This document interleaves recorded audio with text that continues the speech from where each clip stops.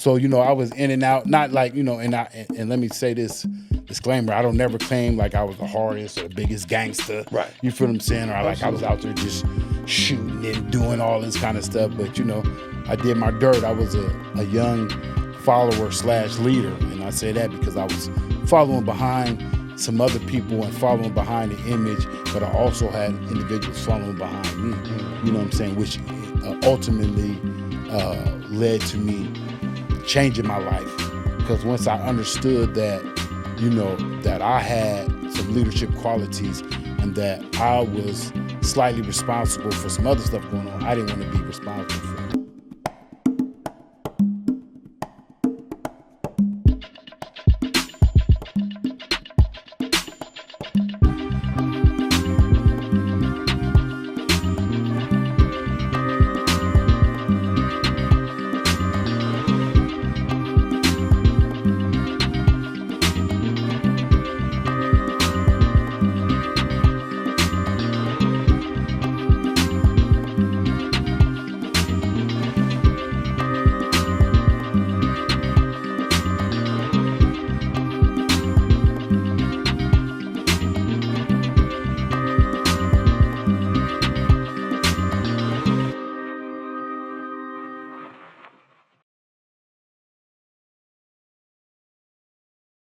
Hey, before we get into this episode, man, Consequence of the Street Life, which we had season 8, episode 2, our next guest, this great brother, before we even introduce him, we know y'all can see him. Before we introduce him, we about to ask him one quick question. Tell us about them 2,000 backpacks. Oh, that's going out on August 16th? Yes. Tell us about that. Oh, man, it's our 8th annual Us for Us backpack give back in the city of San Francisco, but serving, the whole Bay Area. Fun for the whole community, free for the whole community. It's just a blessing. All I've really been doing is seeing some of the gaps and things that need to be done and just doing my best to plug them and fill them. Absolutely. So I'm excited. It's a lot of work, but the kids deserve it. August 16th, the day before they go back to school. It's real important for me to do it at that late hour. People always like, why you wait so long? Because there'll be a lot of people who miss out. There's a lot of individuals doing backpack give backs in the city. Not a lot, but there's a few, but sometimes, people miss it. Parents got stuff to do. You know kids what? busy, I don't want to whatnot. cut you off, but I need to, sure. because we finna get into that. You said something great. And with this Consequence of the Street Life, I got my brother Patrick over here, Hamza, man. Hamza, how you been? I'm great, man. I'm gonna segue in once once y'all collaborate. I'm gonna get in on it. It's something, man. I looked on your phone. I checked out your Instagram, man. I wanted to study and make sure I'm on topic with everything that you do. Right. It's a question I got, man. It really touched me, man, because this is some of the things I want you to go there. I want you to go there, right? Yeah. But what I need you to do, my brother, is introduce yourself, man. And that's what I need you to do, man. Introduce yourself, brother, please, man. And how you been the last couple of days? Fabulous. Blessed. Fabulous, meaning that I really appreciate where I've come from and where I'm at today and giving back, you know what I mean? Because somebody helped me, I'm in position to help others. So that's what I mean by fabulous. Yeah. And feeling blessed that God allowed me to have all my limbs, my health, you know what I mean? Everything, man. So I don't have nothing to complain about because living good doesn't mean that you got to be wealthy in cash. Absolutely. You could be wealthy with just having your limbs, having your family, having your community behind you. You know what I mean? And serving the people, man, it's just a generous thing, man. That So means many you're people blessed. take that for granted, man. So that's a blessing. That's Don't good to hear they? you say that. Take it for granted, man. Listen, value it. Value that, especially what we know we need to understand, but we don't understand. We're trying to get there. Right. Sometimes we run from it. We're going to get to that question, too. So before we go in to your question, our next questions, coming from San Francisco. Absolutely. This brother been doing a whole lot. Hunters Point, man. We talk about going back, coming back, leaving, and returning. It's about many people leave, our society and go back to the other society behind the walls. But it's a way how you come back. It's a way to come back. And what you gonna do when you come back? What type of positive impact you gonna make on yourself, your family, and the community? That's what this is about, this Consequence of the Street Life. And so, got my brother Damien Uncle Damien. He's a motivational speaker, community activist, community leader. He's a mentor. He's doing a lot of things. In brief, Damien, excuse me, 30, 45 seconds. Just introduce yourself, man, so we can go into these questions, man, this conversation. For sure, most definitely, man. Like my brother said, Damien Posey, affectionately known in the community as Uncle Damien, the people's champ, nominated by the people. Just a humble servant, born and raised San Francisco, California, blessed to be birthed by a beautiful mother, 16 years of age. So, you know how that goes, growing up in the hood. I lived all over the city, so I got love for the whole city. Absolutely. Primarily, Double Rock, Hunters Point. But my OG, we don't play them games. Right, exactly. I'm loving on the whole city, the whole Bay to the best of my ability. Unfortunately, was sentenced to 120 months federal prison. That's 10 years for y'all that's slow on the math. You know what I mean? But been home 15 years, giving back. Executive director of a youth leadership and violence prevention organization called Us for Us, keeping the kids out of trouble and off the streets, supporting the houseless family, supporting the seniors, just all things community, man. Man, that's what I'm talking about.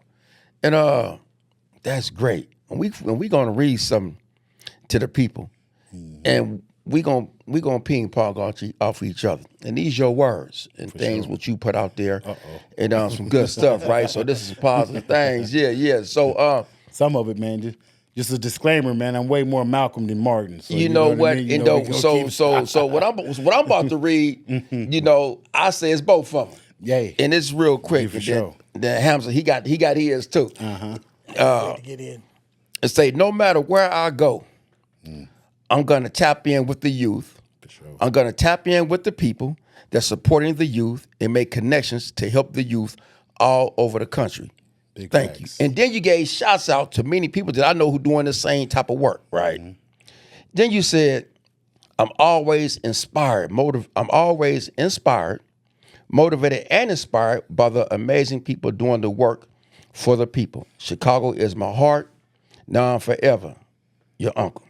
From Frisco to the Chi. Frisco to the Chi. Shout out to Chicago, man. You know what I'm saying? The Windy City. Amazing work going on out there, man. Shout out to my big brother, Eric Thomas, E.T. the hip-hop preacher, the 9 to 5 millionaire, so many CJ. But on the ground, you know what I'm saying? My brother's keeper, they doing some amazing work out there. The unity movement, Right. Golden Child, those guys, it's going crazy.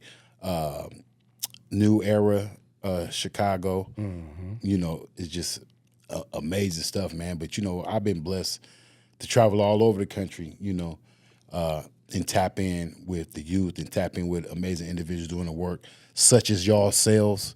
I want to give y'all flowers while I'm here. Appreciate what y'all doing. Appreciate y'all having me here, but the energy y'all putting out there, I'm a real busy individual. I'm not going. Right. I get invited to a lot of places, but I don't go everywhere. You know what I'm saying? But, when you brothers put it out there, I was definitely honored. The same with, Chicago, Detroit. Shout out to Zeke, New Era, Detroit, out there, Uncle T out there in Baltimore, the Tendea family, community 50-50 out there in Virginia. You know what I'm saying? There's people doing this work all over. We don't get the shine that we should. You know what I'm saying? The highlight, because we really those unsung heroes on the ground with the young people, with the people that the young people that people are afraid of for whatever reason. I know the reason because the youth are so powerful. I wish they understood how powerful they are. Yes. And they would know why people are afraid of them. It's not the guns. It's not the violence that they're afraid of. They're afraid of, the potential unity that we could have. People tend to forget the Black Panthers was a young group. Yes, they were. It was youngsters, you know what I'm saying? Yeah. It was teenagers, college kids standing up, you know what I'm saying, and affected the whole world. You know what I'm saying? So the youth are powerful, and I'm just blessed to be one of their uncles, man. You know what I mean? Man, that's deep. That's powerful, sure. man. Much respect to everything what you do, my brother. We appreciate you for coming to the show, man. Yeah, always. Let me jump in here, man. Because I mean, you know, like you said, Fahim said your own words, and like I said, it's similarities, much similarities to what you do to what we do, what Definitely. we demonstrate daily. It's something that stood out to me, and I'm excuse the music. I'm gonna try to put it on pause, but it says 2 rules. I think you said 2 rules to live by. They got the music playing, but I'm Right. you gotta excuse me, but I gotta read this because this was deep to me. It was deep, and I want you to elaborate on it. It say 2 rules to live by: don't hate on nobody and don't wait on nobody. There you go. And you know, it reflects. I get it. Yeah. But when I see it in my life, I see it in Fahim too. So you know, sure. we don't hate on nobody, but Right. we can't wait on nobody. We started from the can't. ground up. So can't. when I read this, and I was like, damn, I sat back and I was like, I got to ask him this. What that mean to you? And then elaborate on how you serve it. You know, taking that in, how you serve it.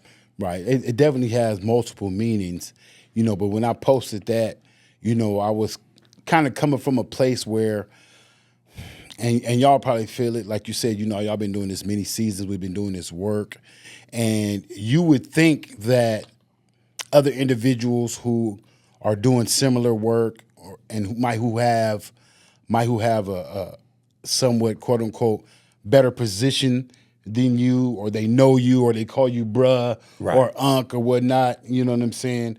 You know, if you know that we doing this work, you know what I mean, and you have a plug or you could help, you know what I'm saying, then you should do that. You know what I'm saying? If you got a podcast and y'all know a brother that's doing the work, you know what I'm saying, just like y'all doing, bring him in, try whatever you can do. Not saying that, you know, it's not your obligation per se, but it's kind of is your obligation. You know, we kind of get away from that as a people because people don't want to put nothing on nobody. But that's going back to the Panthers and the civil rights movement and how we created our strength, you know what I'm saying? And in our community starting off, where we got away from, you know, we got to understand and put that out there that is our obligation. That is our duty. That's your duty. That's what I put on my young people. Absolutely. You know what I'm saying? Like, oh, you'd be like, oh, that's not my job, or that's not, you know what I mean? I don't know them. I don't, you know what I mean? It don't matter. That's your people. That's your duty. That's what I really been putting on the young men. That's your duty. You feel what I'm saying? To serve your people, protect the women in your community, stuff of that nature. You know what I'm saying? And handle your business. So if you are an individual and you see that and you have a platform or you have a connection, you know what I'm saying? Reach out to your people and make that happen. But at the same time, same token, you know, if that don't happen, you know what I'm saying? Like I seen y'all podcast, right? You know what I'm saying? And if I was to reach out and y'all be like, nah, I'm too big, I can't be mad. That's y'all, you know what I'm saying? That's y'all platform. Y'all created that. If I really want to get it out there, you know, create my own podcast. You know what I'm saying? So I'm not going to hate on nobody, but I'm going to still push the messages out there and handle your business. And that's where the don't wait on nobody comes from. You know what I'm saying? Like my organization, Us for Us, you know, I saw some gaps and some stuff. I was blessed to be able to work at a few other different nonprofits. Y'all had the big homie Rudy in here, United Players. Shout out to UP.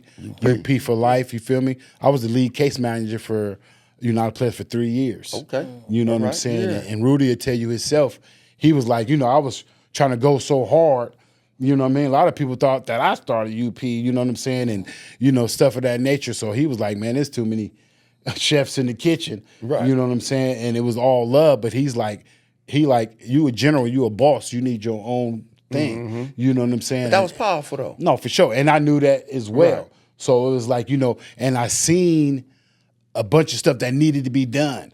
And I could have been like, hey, this person, that person, we need to do this. What are you going to do? Can you come help us? Or I could just get busy. And that's what I did. You know what I'm saying? You got busy. I mean, I got busy before I even came home, which we could talk about that. You know what I'm saying? Because I started a program when I was in the pen. Right.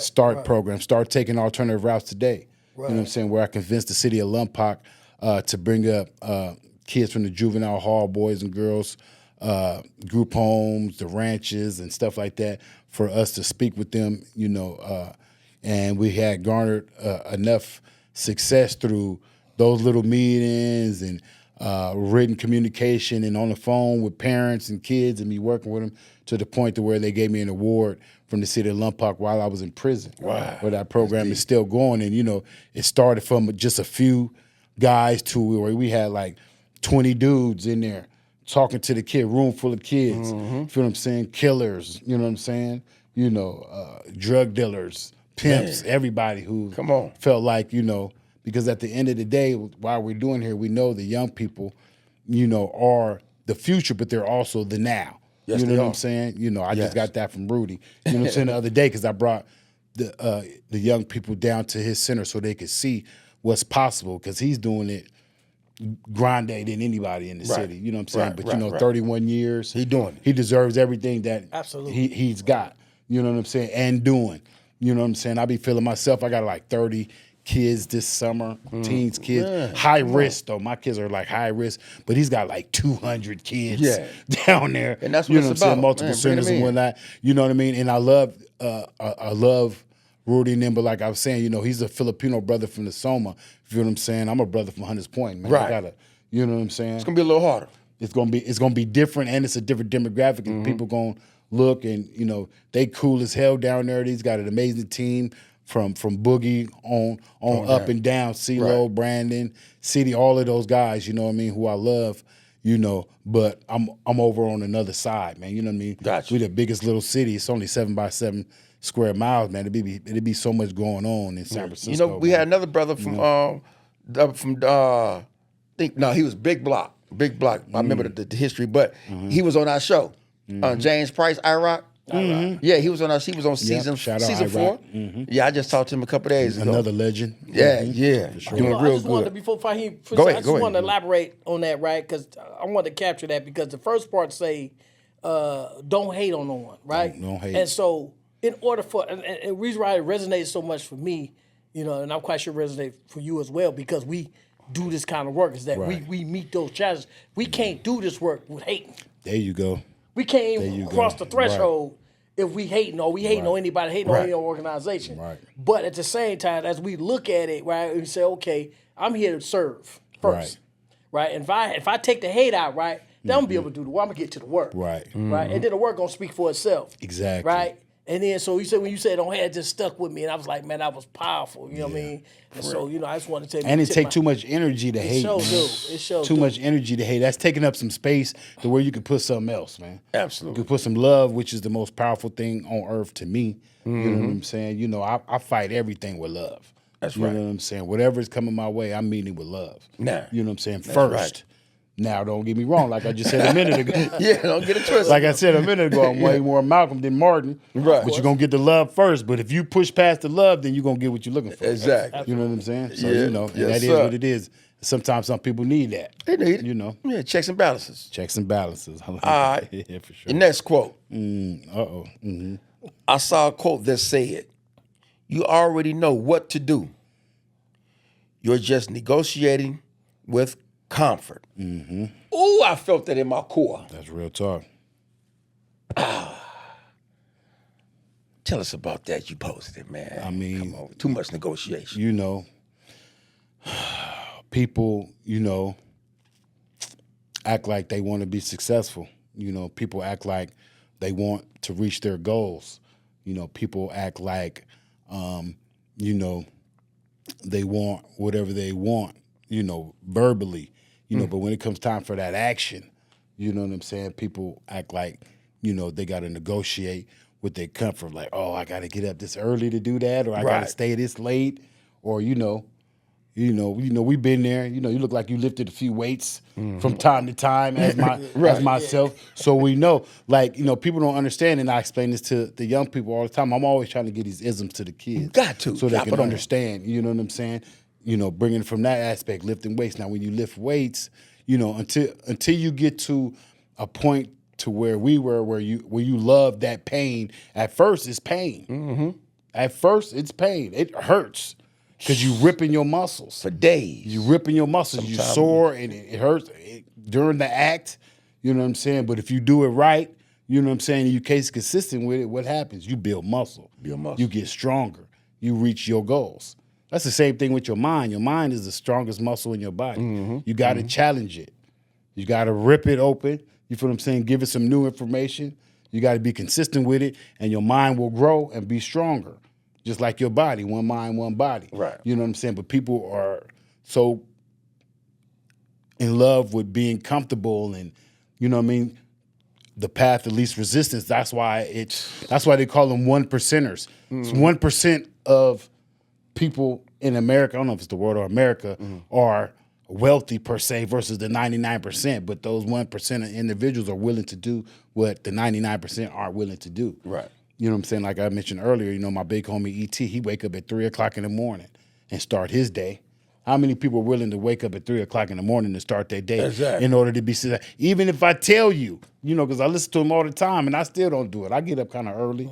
I've learned from it and this has helped me. You know what I'm saying? But I probably would be better. But, you know, I work security, so I work late nights, so sometimes my sleep schedule be off. Right. You know, but we know how it be, just like coming here today. So much traffic. Man, I know. Giants game, everything. But I know the benefits of this. First, I wanted to the camaraderie with my brothers because y'all deserve it from the amazing work that y'all been doing. We don't know who we're going to bless through this podcast. Absolutely. You know what I'm saying? Plus, you know, and so many other different things. But I could have been lazy or in my comfortableness. Made excuse. Man, hey, man, can we reschedule? You know what I'm saying? I'm talking about crazy trap back, like, you know, one of them ones. I know how San it is, Francisco, so, y'all yeah. know who it is. I can imagine. They need to build another bridge. They raising the bridge toll. They need to use that money to buy another bridge, to build another bridge. You know what I'm saying? But until then, you know what I'm saying? You know, so people are so in love with sitting in their comfortability and not willing to challenge themselves. And then on the flip side, they be wanting to cry about this and that and this. I'm sure y'all just like me, we hear it because we service other people. I'm always trying to help individuals, but a lot of times, you know, the problems that come to me, you know, I think in my mind, like if you just put a little bit of effort into whatever you're doing, you got the answer already. You know what I'm saying? And that's how I challenge the young people. Almost everybody that comes to me with a problem, what have you done? What have you done already to solve this problem before you come and just to ask me for money or for help and this and that? Unc, I need a job. I always hear that. Unc, I need a job. You know, how many applications you done filled out already? It's crazy. You on Indeed? You did what you do? What you doing? Right. It's crazy. I'm busy already. You want me to just hand it to you? All the work that I didn't. You feel what I'm saying? Like, you know, it's crazy. It's crazy because that's how it works. Ain't it? I remember I was in a situation. I know you've been to the feds and we was in the state, for sure. and the I went to the feds, came and got me out the state. Right, and the courts used to tell us this in the court system. You know, you ain't exhausted all remedies. Right. That's to be like that. They denying my writ or they denying something. There you go. They ain't gonna give it to you. You could be plain. Boy, you better come again. Right. Innocent. They can look at it and say, "Boy, that boy don't file that petition, man. We ain't gonna leave his ass right there." Right. And then you got a certain amount of time too. They got them laws, like you said, because the door could be closed. Hey, man, you know, time expired, man. You know, you have to go back over here. And let's bring it to the civilians. Your credit report. Right. You know, this is some stuff that I learned. You feel what I'm saying? No, all you got to do is write a letter and attest it. You know what I'm saying? That's it. Attested, is that the right word I'm using? But you know what I mean. Contested, like, you know what I'm saying? Contested, there you go. Yeah. My bad. You know, I ain't that smart, but I got a lot of heart. You know what I'm saying? Believe that. You know what you're talking about, though. Right, for sure. Contested. Yeah. You know what I'm saying? Your score might go up, but you know, you don't even want to write a letter or send an email. Just you know what I mean? there. You just want to complain. You know what I'm saying? Come on, man. They ain't going to get you nowhere. You know? Listen, every time I see a red mark, man, on my bank, anything is red, I'm like this. Like, I what's know what going red on? mean, right? I know what that Yeah. mean, right? Yeah. Just like going to the shop. Now, if I see blue or green, I know that's good. Right. I see red or yellow, let me call, make some Right. Let me calls, see man, what's going on? Yeah, right. Especially because we got to have our credit right, man, for anything else we want to do. All of that, man. I'm glad y'all, because every post that I post is so intentional. People don't understand that. You know, on Instagram, just like, you just posting or whatnot. But I think about all of my stuff, man, and everything that I do is intentional because I know that people are watching. Absolutely. You know what I'm saying? The young people are watching, even though it might not seem like you might not even get that like. That's why I like that new feature they got on Instagram. You know what I'm saying? You can see who viewed it. Yeah, They might not like it, but you can see who viewed go in, it. you can see it. It's all good. You ain't got to like it, but you see it, though. You see it. You see what I'm doing out here. You know what's up. That's why you know what I'm saying? that's why I try to go at least 3-4 times a day. I don't care if you don't say. Come on, man. Listen, Yeah, because what we do, it ain't to be hidden. Right. Listen, Exactly. I don't care who don't like it. Talk that talk. But somebody like it. You feel me? Because if they didn't like it, we wouldn't be doing what we're doing now. And to that point, because, I feel like I'm one of the pioneers of positivity in them places, because I remember early on, why you posting that? Why you taking pictures of that? Why you know what I'm saying? Oh, you clout chasing, you trying to, you know what I'm saying? Don't do it. No. I need my people to see what I'm doing. I got that. I need the young people to see what I'm doing, because you know what? They be quick to post that negative stuff. They quick to push that negative stuff on the news, you know what I'm saying? And I always say that. I'll be like, don't believe the hype. You see these young people I got? 10, 20. We doing community cleanups. Yeah. You feel what I'm saying? We feeding the homeless. We helping the seniors. Man. Every day. Exactly. You know what I'm saying? They're not talking about that. No, You but know we what I mean? finna talk about we for finna sure. go into how you got to that point, right? Yeah. I know you got one more, right? You got one more? Yeah. No, Oh, go that was far it. away, far away. Okay. I'll No, shoot for at sure. you. So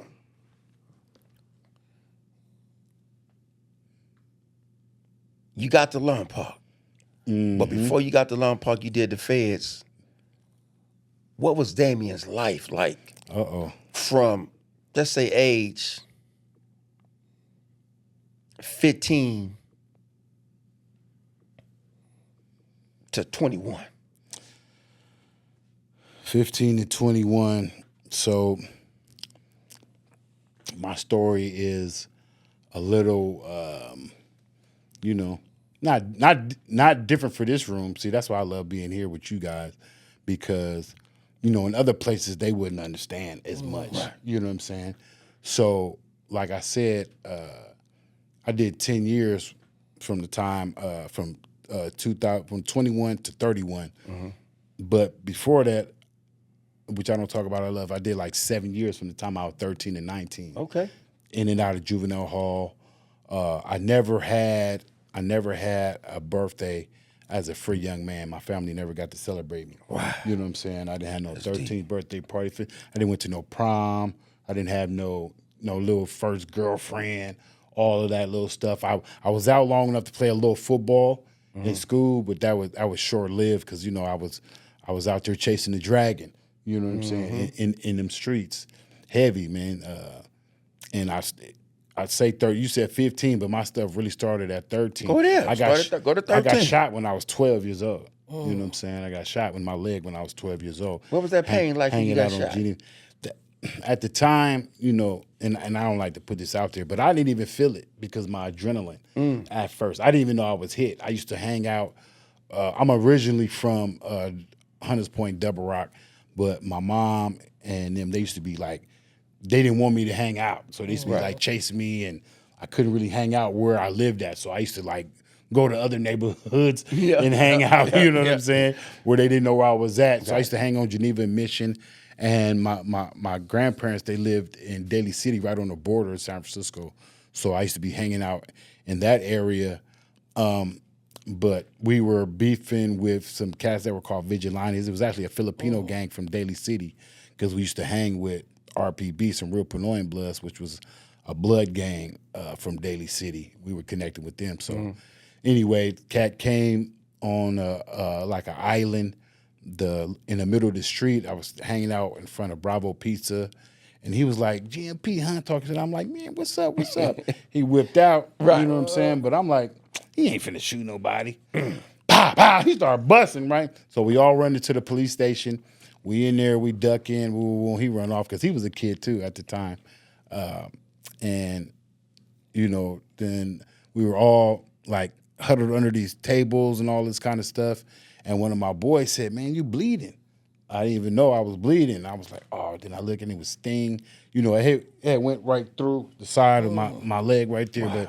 But it was that was that first situation. And then it start throbbing, you know what I'm saying? You got conscious of it. I got conscious of it, right? I didn't even know. I got conscious of it. But I didn't even tell him. I went home, told my mom it was a bicycle accident, you know what I mean?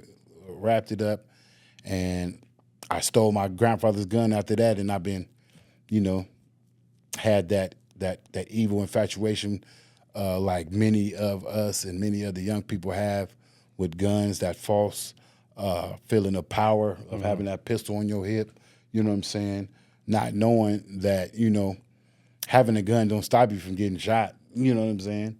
Because, you know, I got shot 2 more times after that, and every time I got shot, I had a gun on me. So it's not, you know, this is real life. It's not like it's not like that movie, like, you know what I mean? You shoot your gun, I shoot my gun, my bullet gonna hit your bullet, you know what I'm saying, or something like that. Like this is real life, you know. So, you know, I was in and out, not like, you know, and let me say this disclaimer, I don't never claim like I was the hardest or the biggest gangster. Right. You feel what I'm saying? Or like I was out there just shooting and doing all this kind of stuff. But, you know, I did my dirt. I was a young follower / leader. And I say that because I was following behind some other people and following behind the image, but I also had individuals following behind me, you know what I'm saying, which ultimately led to me changing my life.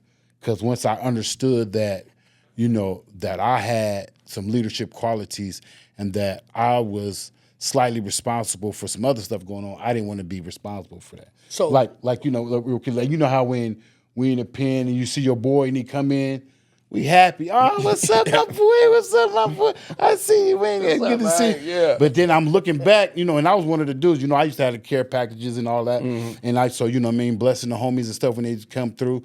But I was looking, I used to be like, this place is horrible. Why are we happy to see somebody come in here that you say you love? You should not want none of your peoples here. And you know, too, you know, it's a sickness, it's a disease because, you know, I remember me going in the pen or getting into the pen. The first thing I wanted people to know that I was there. Right. Tell them Cyrene here. You know, they call me. You know, tell them we're from Oakland. Tell them, yeah, go who. Let them know I'm here. Let them know I'm here. So then somebody come that's supposed to be a factor in the pen and read me my rights. Right. You know, that was sick. Yeah. See what I'm saying? Because I want to be recognized for my criminal thinking and been placed in a situation away from my family. Right. You know what I mean? And that's why I get that what you said. But It's definitely a systemic plan, though. You know what I'm saying? But that's who they used to call me Paradise. You know what I'm saying? Okay. For 2 reasons. I used to shoot dice a lot, and I used to have women. You know, my thing. I was a drug dealing gangster pimp. Yeah, you know what I'm saying? Yeah, we should call them Mac and gangsters. You know, no, not trying to idolize that at all. Though, right? Yeah, too. But we get it. Like you say, this shows because those who understand. Yeah. Because you got to come from somewhere to get somewhere. Right. I know you got a question too. But I done did it all. You know, pimping, robbing. Right. You know what I'm saying? Selling dope. You know what I mean? Everything under the sun. You know what I'm saying? That was legitimate in our world. Of course, no rape or no stuff with no kids. Exactly. None of that. You know There's laws. But ain't no question. You know what I'm saying? So, you know, always been good. Never always paid my bills or whatever the case may be. You know what I'm saying? You know, handle my business when I was instructed to.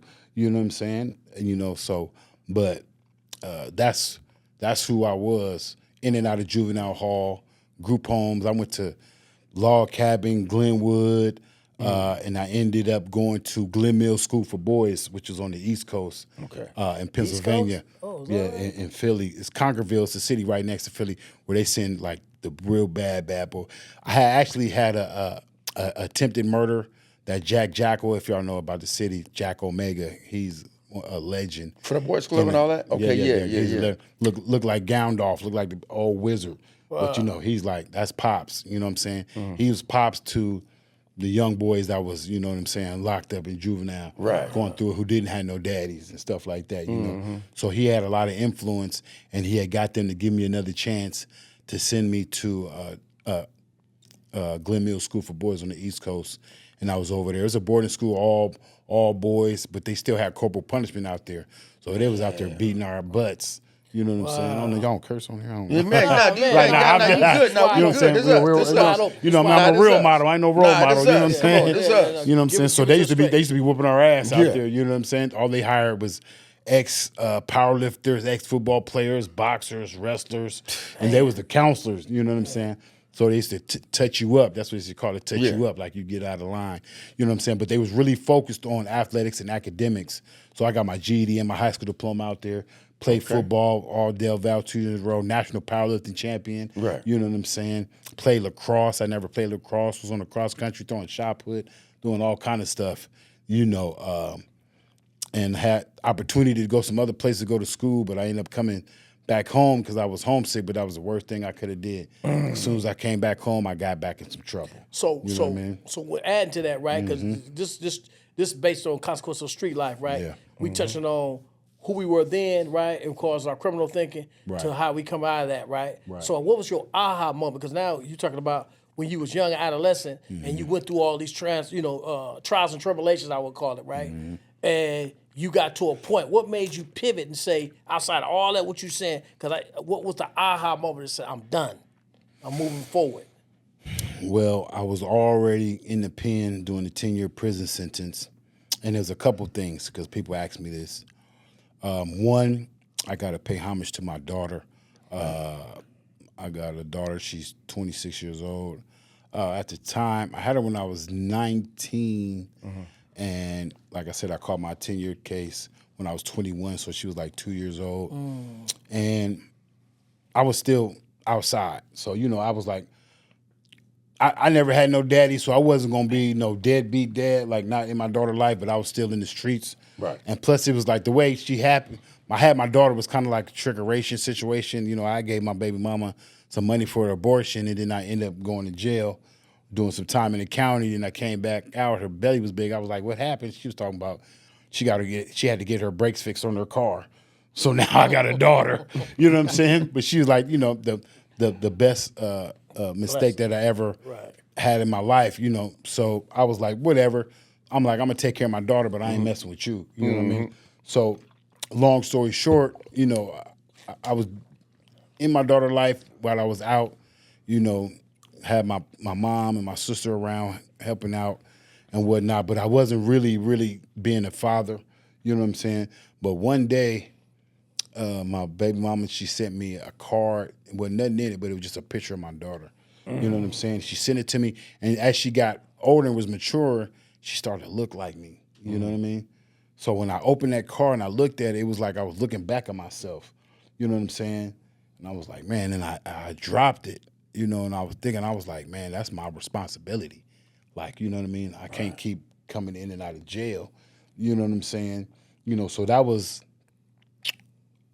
the first major thing, and the second thing was, like I was just saying earlier, I was tripping off how the homies, who was quote unquote kind of like coming up after me, following behind me, doing some of the stuff I was doing, they was going to jail and they was dying. And I felt some responsibility for that. I'm all tatted up like my brother right here, like my whole right arm and my back is all the homies that I lost. You know what I'm saying?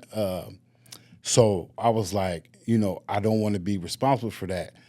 3, I started going to the mosque, with the Nation of Islam, and I started listening to Farrakhan. You know what I mean? And Farrakhan was really touching my spirit with the stuff he was saying. Right. You know what I'm saying? So, it was like, and really tripping off, when I was in Glen Mills, one of my jobs, so like they focus on athletic and academics. There's no TVs, no radio, so it's like you don't have no connection to the outside world, really. But I used to work in the library, and me and this other cat from the town, he used to, me and him, we used to watch the Eyes on the Prize series. You know what I'm saying? The civil rights movement and stuff like that. And we was really tripping off that. Yeah, we was young. We was like, man, we're going to start the Black Panthers. You know what I'm saying? Back. We didn't do none of that when we got out at that time. But, that was the first little spark in my mind. You know what year was that? I don't know. That was in the early 90s, man. I figured it probably in the 90s when all that movement was going on, yeah. Yeah, no. All that was going on. Yeah, no, it was just some information. The information we was watching was decades old. Yeah, but what I'm saying is that it was decades old, because I'm 56. How old are you? I'm 47. Okay, so around that time, that those movements was really coming with the Million Man March and all that, but they was playing stuff way back then. You follow me? Yeah, so we was getting all that information. Right. So, mention of black men and all that type of stuff we was reading. So when I was in the pen, and one of the brothers, invited me to the mosque, what I mean, to watch the videos. You know how they be in the pen, they be persistent. Yeah. Come on, brother, when you gonna come down to the mosque one time, bro? One Friday, it's just an hour, bro. You can come on. I used to always give me your word, brother? You know what I'm saying? Right. I used to always, like, they was heavy back when I first got to the feds, man. It's like they done dwindled out, man. But they was, they was creased up tight, you know what I'm saying? Right. I was like, I respect that. Exactly. I'm with the Bay car though, you know what I mean? So, but I'm like, so I went and watched, and that first video just led to a bunch of videos to the point to where it's like, I was really invested, and one of the things that Farrakhan said, you know what I'm saying, about the N-word, I still be saying nigga from time to time, you know what I'm saying? But he said, you know what I'm saying, the way we said it, he's like, it's easy to kill a nigga, but it's hard to kill your brother. Right. You know what I'm saying? Remember that? Yes. And I start really understanding how the mass majority of the stuff that we go through in the hoods and the communities was a systemic setup and how they did it. And I learned about the COINTELPRO and all of that, and just, you know what I mean, so many different levels that I'm still learning today about how we are playing into the devil's plan. You know what I'm saying? Yes, and I was like, and I really love my people no matter, I've done some stuff, I mean? I went to jail for shooting at a brother that looked just like me.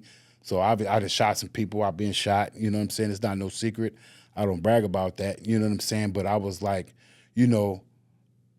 I don't want to be a puppet for somebody else, for the devil. I don't want to say the white man, whoever. Right. It's not even the white man. It's the devilish system. There's a hell of black people and all kind of other people involved right with them. Exactly. You feel what I'm saying? So it's a devilish system. You know what I'm saying? It's not just white folk. And I was like, that ain't going to be my legacy, that, you know what I'm saying? Yes. That I'm one of them dudes that helped them, you know what I'm saying? When it all comes to the end, I'm going to be a soldier for the devil against my own people. Got it. Because that's what's happening. That's what we was doing. That's what they doing. That's what they You know what I'm saying? In my opinion. So, all of that accumulated into me wanting to not be a part of it. And me, like I just said, spending the majority of my life at that time incarcerated. You feel what I'm saying? 28 years on probation, having these people in my business, you know what I'm saying? And it gets deeper, the way they think about my mom. I love my mom with all my heart. She was a young mom, made a lot of mistakes, was on drugs, was in the streets, selling her body, all kind of stuff. You feel what I'm saying? That I learned from that made me do some of the things I did. And I used to be mad at her. I was really mad at her for doing drugs. But I didn't know, like a lot of y'all young people don't know who's watching this, that was systemically put on them. You feel what I'm saying? Like, Absolutely. You know what I'm saying? They always say that, like, we didn't have no cocaine. We wouldn't nobody going to Colombia. Nobody manufacturing guns from the hood. No but they boats. always seem to find no their way boats. into the community. Yep. Always seem their way find their way. And like my mom was a young mom, she's stressed out. I don't know what. Now me being a parent and living life and having to pay bills and going through it, I understand now. Like life be stressful. You feel what I'm saying? Like, shoot, motherfucker hit a blunt every now and then. Back then it was some weed, it was some coke. Then it ended up being crack. They didn't know crack was going to be crack until it was too late. Right. They just thought they had another little recreational drug. They can get high and still do their thing. Right. But that, you know what I'm saying, blew you back. You know what I'm saying? Right. So all that accumulated into me changing my life and understanding that I could make a difference because a lot of young people was rocking with me. You know what I'm saying? Other people seen it in me.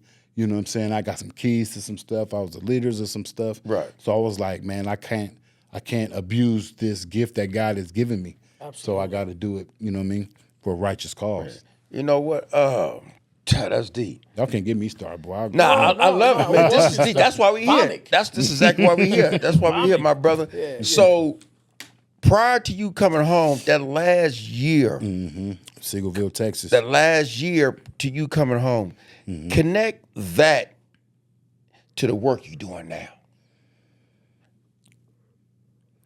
That last year, so my journey was a little bit different because I was in the feds and they had a drug program in the feds. Okay. The RDAP program, the Residential Drug Abuse Program, right? Now, if you had a drug case and you took the RDAP program, you could get some time off your sentence. I just heard about that last week. Right. Brother was talking about it. That's super old. I've been home 15 years. Right, my bad. Yeah. So I had a gun case, so I wasn't eligible. 922G, discharging a firearm in a public place, ex-felon possession of a firearm. Right. You know what I'm saying? But I also had some narcotics with me and all that, so that made me eligible for the program. But I wasn't eligible for the time. But by the time my last year came, I was already in my mind thinking that I'm going to come. I had started the START program and everything. I'm thinking in my mind, I'm finna come home and try to help the people the best I can. You know what I mean? So let me learn about facilitating groups. Let me learn about individuals who do have drug abuse problems, even though I don't have one, even though it's all through my record. You know, I got caught with dope hella time. You know, we tell them, hey, I'm using. Right, exactly. Even though I never did no coke. I never smoked coke in my life, to each his own, you feel what I'm saying? But I was, you know, I had my, and I don't down nobody because I had my own addictions. Right. You know what I'm saying? Absolutely. I went to jail more than most crackheads because I was addicted to the streets. street life. You know what I'm saying? So it's like, Exactly. I can't even down no crackheads. I was my own type of crackhead, you know what I'm saying? And that's just keeping it real. Keeping it real. So, but we talking about my last year. So I went to Terminal. First I went to Atwater, USP. Then I went to Terminal Island. We had a ride in Terminal Island. Then we all got shipped to Long Pike, USP. That's where I did the majority of my time, Long Pike, USP. And then I went to the Low, and then I ended up getting, because they only had the program in certain places. Okay, got it. So I ended up getting shipped to Seagoville, Texas for the last, the program is an 18-month program. So I was there for the last 18 months of my program, you know, and it was different because we was in Texas and it was hot as hell, mosquitoes everywhere, different types of politics, and we was at the Low, so it was, we had them people on the yard, you know what I'm saying, and we couldn't do nothing to them, Right. like we wanted to, you know what I'm saying, but they knew that, you know what I'm saying, it was, I didn't like it, you know what I'm saying, per se, but I knew that I had a bigger mission. So we had to go to these classes. Because the classes 8 hours a day, every day, learning this facilitation stuff, you know. So, but that also, so, you know, you got to have a job everywhere you go. My job in Seagoville was, I was the visiting child monitor. Not a lot of prisons have that, but it's like if you bring your kid to your visit, you know what I'm saying, you just want to chill with your girl, it's a section over there you can send the kids. And I was over there with the kids. Wow. You know what I'm saying? That's so deep. I'm putting That's on the deep. movies, I'm reading the books, I'm put the toys, I'm playing with the kids and all of that. And, you know, I'm already like, they used to call me the Black Barney. You know what I'm saying? Because it was like, I love kids. You know what I'm saying? I love kids and animals and all of that. Once I got out of my tough guy persona, you know what I'm saying, and stepped into who I really was, understood who I was as a man, and I could be who I am, you know what I'm saying? That's why I respect like gay people. You know what I'm saying? I don't got, you know, no affiliation with them, but I respect them because they're not afraid to be who they feel like they are. Absolutely. And that's how everybody should be, because a lot of people walk around here with these fake masks on, especially a lot of these young people. Yes, sir. And I be knowing them. Like you get them one-on-one, you know how it is, you get them one-on-one, they different. That's why one of my tactics, anybody that's out there working with kids, if you really want to get a breakthrough with the kids, you know what I'm saying, some group stuff is cool, but really get them to the side. Pull them to the side and talk to them one-on-one. You feel what I'm saying? That, and you'll see the difference. And give them that time, and you know what I'm saying? So it's like, sometimes I check them in a group, you know what I'm saying, but they know it's with love. I got a lot of isms. Y'all see some of my videos. I got a lot of sayings I put into the kids' minds, you know what I'm saying? You know, I'll be like, you know, like the saying on the back of my shirt. When I say it's up to, y'all say us. The kid, when I say it's up to, y'all say us. It's up to us. It's up to us. When I say with, you say love. With, love. With, love. When I say better, you say every day. Better, Every day. Better, every day. And we doing that every day. You feel what I'm saying? Because I be on, I'm Unc for real. I'm Big Bruh for real. Like, you know, I might not be, I don't care if you know, I got black, Latino, white, Asians in my organization, everybody, but I'm Unc. We all flesh and blood. And I show them, you know what I mean? Once I got, like I said, I got 25, 30 kids this summer. When we do the orientation, I do a goal sheet. You know what I'm saying? I do a goal sheet, and I do a lot of, you know, getting to know each other type stuff. Every morning we're like, well, good morning, what's your name? How you feeling? Let me ask you one quick question about that. Patrick already said, I know we got a couple minutes, Cam.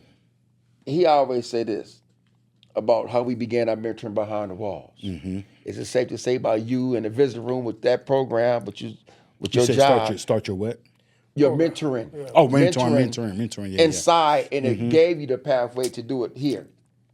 It started before I got to Seagoville, and I got a lot of young people. I got some videos, from dudes, because like once I clicked over in Lompoc, that was who I was. Like, I'm not going to say, you got to be careful with it because, like, we're not in that, but I respect the politics, the prison and the streets, and you know what I'm saying, because people still living that every day. They living and dying that. Right. So, even though I don't agree with it, you know what I'm saying, I understand and I respect it because people going through what they go through. Absolutely. I always say, all fruit don't ripen at the same time. Yes, sir. All Yes, flowers don't bloom at the same time. You know what I'm saying? So, but once I got my enlightenment in Lompoc, I started making that transition, and I was talking to the little homies in there. You know what I'm saying, about figuring it out. Like, what you gonna do? Like, and I sneak it in because we different. We hood. We got like everything I do is dead. I got the van wrapped hood. I got the beat in there. You know what I'm saying? Like, we going to doing community cleanups, but we pulling up slapping. You know what I'm saying? The big and I'm the old school. I'm getting in like, what is this? This who your favorite rapper listen to? You feel what I'm saying? Type stuff. So but my mentoring started, before I left Lompoc, man, and just kept it going, man. And I was just tapping in with some of the brothers, and I was telling them, because I was telling them what I was finna do, when I started that START program, because I was getting other people because I was going to leave, and they were saying, hey, do you think you could get, you know what I'm saying? And plus I wanted to show the diversity. Of course, I'm from the Bay, so at first it was like Bay dudes, but I was like, I want to show the diversity.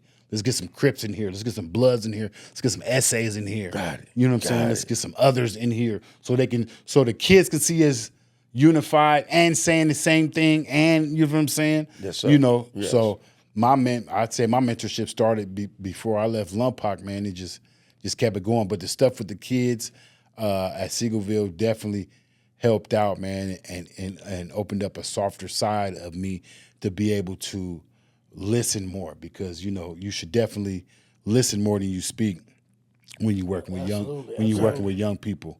You know what I'm saying? Say your stuff, but definitely listen more. And I know y'all know that. Yeah, absolutely. So, in regards to that, have you had challenges of bringing people together at the beginning when you made this pendulum swing in the sense of going from antisocial to pro-social behavior, right? How would you able to galvanize the people, bring the people together, right, and to believe in the vision that you created, or should I say that God kind of shed light on you to push forward, right? How did you bring those people? How did you bring people together? I brought people together through my actions. You know what I'm saying? I said some stuff and I did it. You know what I'm saying? Execution. And I kept doing it. You know what I mean? Because y'all know, especially with us, like, I had a rough time when I came home. You know what I'm saying? I came home. Come on now. Super swole too, like, you know what I'm saying? So I'm like, I'm buff. I left a bad taste in the city mouth. I'm like, let me work with your kids. They like, get your ass out of here. Right. You know what I'm saying? But I kept showing up. I kept doing the work. I kept, doing little stuff on my own. You know what I mean? I kept volunteering to the point to where they can't deny me. Mm-hmm. You know what I'm saying? And it's like, listen to the kids, listen to the families. You know what I'm saying? This stuff is really happening. It's really going down. So I would just say, doing the work and staying consistent is how, I brought people together and was able to do these events, starting off with small events out of my little after school lounge to where we at the Southeast Center, thousands of people, just giving back and just loving on the people. That's what I'm talking about. Before we close out, I know we wrap for time. Oh, okay, but for sure. I would love for you, just tell the youth and the people why. We know you do the work, but why is it important for those with the lived experiences to come home and to do this work in a form of giving back without looking for the money first? I think it's important for those people because, believe it or not, regardless of how you feel, you owe your community because you took when you was out there doing bad. You know what I'm saying? We got to be real with ourselves. You know what I'm saying? When I was out there selling drugs, robbing, pimping, You know what I'm saying? I was taken from my community. You know what I'm saying? I was taken from the young people. I was leaving, it's I hate to say it, it's guys today pimping on girls now because they saw me pimping. You know what I'm saying? And I feel terrible for that. You know what I mean? Somebody's daughter finna have to go through an experience because of the stuff that I was doing, even though it wasn't my fault either. Right. You know what I'm saying? Because I did it because of the same stuff. People know what they say. You know what I'm saying? So if you find it in your heart, to change, you don't want to go to prison no more, and you want to come back in the community and give back, do that. But even if, because everything ain't for everybody. Everybody's not Uncle Damien. Everybody's not 100 years, but do something. Pay homage to that for the universe, for God, and for your own spirit. But, you call it karma, whatever you want to call it. You know what I'm saying? But like I was telling the young people this morning, we did a big old field trip, the more I give, the more I get. You know what I'm saying? Yep. Once I started giving back, you feel what I'm saying? My life went to a whole nother level. Yes, sir. I Yes, haven't sir. wanted for anything. Yes, sir. Since I started giving back. I was struggling before, but once I started giving back selflessly, Yep. you know what I'm saying? I tell them all the time. What they say in the Bible, my cup runneth over. Come on, man. You know what I'm saying? And that's the same. But it's thing. hard. It's hard work. You feel reap what I'm what you saying? sow. It's hard work. You feel what I'm saying? You know what I'm saying? Early morning, late nights. Sometimes it feels, hopeless. But long as you happy in your heart, you know what I'm saying. And it don't gotta be big. You don't gotta do 1,000, 2,000 backpacks. Right. You could do 10. You could do 20. You can get your family. I know some people that do that. Like, I know some families, like, they don't have much, but they'll cook something on a Sunday, extra Sunday dinner, make about 10, 15 plates for the homeless and go give it out. That's what you know you I'm do. saying? That's Some something mothers, to some take. grandmothers want to show they siblings, you know what I'm saying? That's good to get back. Like, a lot of the kids that I get, sometimes they like, I used to do this with my grandma. We used to make, and we used to go out, and I'd be like, you know what I'm saying? Plant that seed. Yeah. But mine's is so psychological. Like, I get kids from different parts of the city, different parts of the Bay, and we get back together and however we come together. But that's me planting the seed. So it's like now when you see that young brother, you know what I'm saying? That's just not another nigga. That's all. I remember, bro. I was with me and we was with Uncle Dan. We was with Us for Us, and we did some stuff. Dude, cool, stall him out. Like, maybe, that, you know how it be. Yep. You have a couple, Yep. Let's get on him right there. Oh, no, I remember, bro. We was doing some, you know what I'm saying? Saving lives, too. Giving back, man. Exactly. You know what I'm saying? So, it's very important and plus, we have a special calling on us, those that have been through the struggle, you know what I'm saying? And we have a different type of education. That's what makes us successful in what we do with the young people. And we real, respects to everybody who went to college and, doing their best and stuff like that. But it's different with them young brothers when we step in the room. Absolutely. You feel what I'm saying? Because I was the same way. That's what drew me to Jack outside of Dr. Marshall. Dr. Marshall and Jack, they both did Omega Boys Club. But Dr. Marshall, he from SoCal, he's a pilot, he went to college, he used to have his tie and all of that. And I was like, this nerd ass dude don't know what I'm going through. You feel what I'm saying? Right. But Jack over here, he a white dude too, white with the as long hell. beard. With the long beard. Yep. But he was talking our language and he was like, you know what I'm saying? He's like, I feel like, you know what I'm saying? And he's in juvenile hall coming to see us, coming to talk at my window.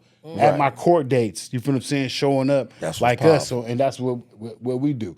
And they know, you feel what I'm saying? I bring y'all to talk to my young people right now. They gonna tighten up off the gate without y'all even saying nothing because the aura that we have. Right. So it's a blessing and a curse, you know what I'm saying? But I feel like, It's what you do with it, though. It's what you do with that right, blessing. exactly. And I feel like God let a lot of us through so that we can get back because we know, and I know, a lot of people who didn't make it home. Didn't make it home. You know man. what I'm saying? Or made it home and made the wrong choice. As soon as they got home, made the wrong choice and ended up being homeless or dying off or finding themselves going back. There's so many tangibles. Wasn't handling business. How you do 10, 15 years and you ain't got no plan when you get home? Like, you know what I'm saying? Like, what you was doing, like, you know what I mean? Man, that was deep. I know we can keep it. We can go. No, we need to do a part 2 for sure. Yeah, we got to do a part 2. Always. Yep. Sal, you got to add anything before we close up, man. I got one more question. Shout out to Stone, man, the big homie. man. For sure. Like I say, man, salute. all I can say to you, man, everything you said is like I've been knowing you for years. Come on, because man. you're talking the same language. Facts. So, Likewise. So there's no language barrier here. There's no street signs here. There's no city to city. We all from the Bay. Definitely. You know what I mean? Absolutely. We doing the work to connect with the people, sure. especially the youth. Right? And we contribute that by our energy. We sharing that, man, sharing that spaces, man. So you are brother. You know what I sure, mean? likewise. And I appreciate you coming out, man. Speaking to us, I know it was a hard road getting over that. Man. You know what I mean? But that ain't nothing but the devil trying to stop something powerful. man, You feel what I'm saying? Hopefully But he we couldn't can do connect. it. He didn't do You know, it. cause He we didn't like do it. we with the youth. We like to take them to games and stuff. So All maybe we that. can connect with You know, you we gonna and do get some our things, kids and man, get your from this kids Bay. together Yeah. and go to a Definitely. game, man, and have some fun, Yep, man. I'm with connect. that. Let's try to do that. We can do a Exactly. kickball game, basketball do it. game, Bring our all youth, that. man. I You do know. a lot of stuff in the town, in Richmond. Yeah. We got an Us For Us chapter in the Central Valley, Stockton, Okay. Modesto. Okay. You know what I'm saying? They feed the homeless every Saturday. I'm trying to build it up. They need a lot of help down there, man. Man, we gotta That connect, gangbang man. culture Do out what there we ain't need no to. joke. Yes, sir. The town, the city. Right. You know, we got a lot of stuff going on in the city, man. I just went to a funeral yesterday. Man, I hate to hear From that. a, you know what I mean? So it's just like, we got to keep going, man, because I'm going to tell you one thing. The devil ain't going to give up, so we can't Never. give up. Right, You feel what I'm saying? Right. Hate not going to give up, so love got to keep fighting, man. And that's, We gonna and that's win what with we're love. doing. We gonna win Shout with out love. to everybody that's doing this. Like, y'all connected with me. I'm connected with y'all.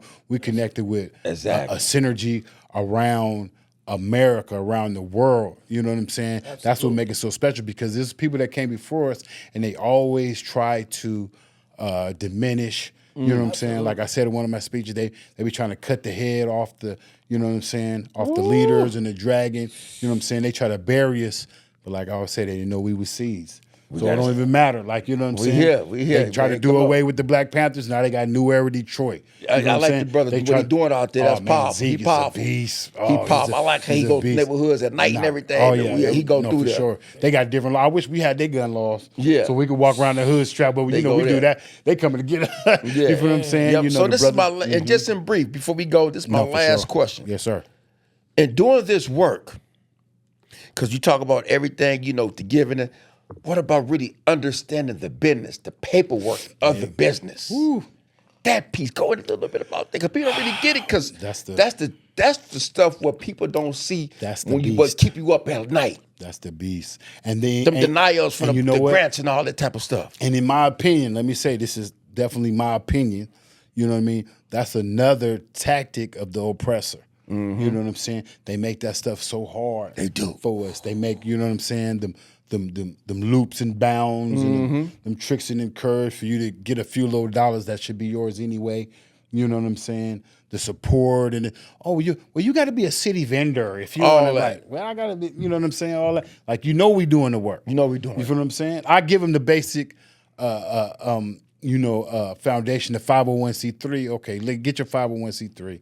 You feel what I'm saying? But outside of that, man, like, come on, man, help the people. And I'm gonna say this publicly. And you don't really need that to do the work.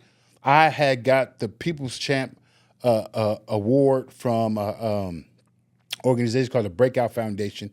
They based out of Chicago.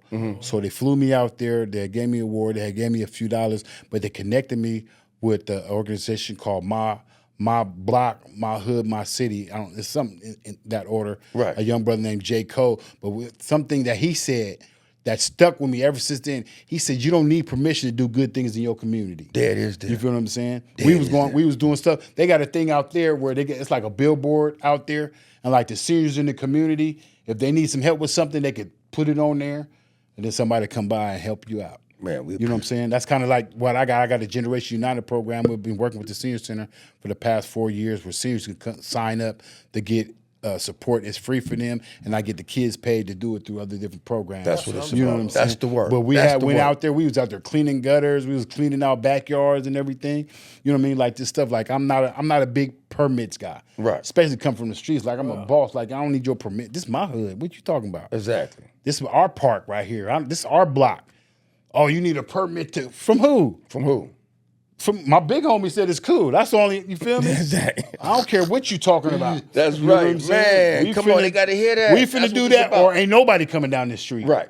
Clean our hoods, give back. That's saying? what it's Right, about. you know what I'm saying? So you don't need, like, we doing that. Community cleanup, feeding the homeless, being good to each other, knocking on your neighbor's door. Hey, you good? You need anything? You do not need permission to do that. You don't need no paperwork to do that. Man. You know what I'm saying? That is there. But if you want to, like, get on the level which we all should aspire to, like Rudy and them, you got to understand that paperwork. That's what makes him so beastly. And it's not Rudy, and he know that, and I love him, but it's Misha and Carolyn and those people in the administrative band. But, you know, they both went to Stanford. Understanding that stuff and the paperwork and knowing how to write them grants and knowing that language and all that will get you to the money, you know what I'm saying, long term, which is something that I'm working towards. But I've been here, you know what I mean, my organization almost 10 years strong. Yeah. I've been home 15 years, you feel what I'm saying? Come on now. We've been surviving, no real support, you know what I'm saying? I got a few little knickknacks here and there, but they know what we're doing. The mayor, I got a key to the city and all that. They give me all these accolades, but they don't ever come with no money. But you see these kids, every time you see me, I'm 10, 15 deep with the youth. You feel what I'm saying? Or I'm with the, or they talking about, or you know what I'm saying? So you know, you just actively choosing not to send it our way for whatever reason. So in order to navigate all those excuses, like you were saying, knowing that paperwork, knowing the business side of it, because nonprofits are, quote unquote, supposed to be businesses, a not-for-profit business. You feel what I'm saying? But you know what I mean. I don't see our people as a business. You got to sustain, man. You got to grow. You got to sustain. Like I got the rec center. We got to pay rent there. It's snacks. It's electricity. Yeah. All that stuff cost. But I'm an entrepreneur. We can get to that. You know what I mean? We do. I'm doing a lot of pro-social businesses, you know what I'm saying? You know what? For where the money goes back into the community. Right. On our next one, we'll love to come out there and do it at your center. Yep. Have a part 2 of this. I got space for it too. Have a part 2 of this. Man, with that being said, man, Uncle Damien, man, the people's champ. Come on, man. Man, we appreciate you for coming out here, my brother. Man, much respect to all that you do, what you've been doing, coming home for 15 years now, giving back to your community because you understand. That's what it's about. For sure. Asking no permission to do what needs to be done. Right. Hey, let's stay out our comfort zone, y'all, and do this work. Come on, man. Those who doing the work need to receive what God said we need to receive. And let me say this, Don't hold them in the back. Let me say this. Don't wait until the problem come knocking at your door. You know what I'm saying?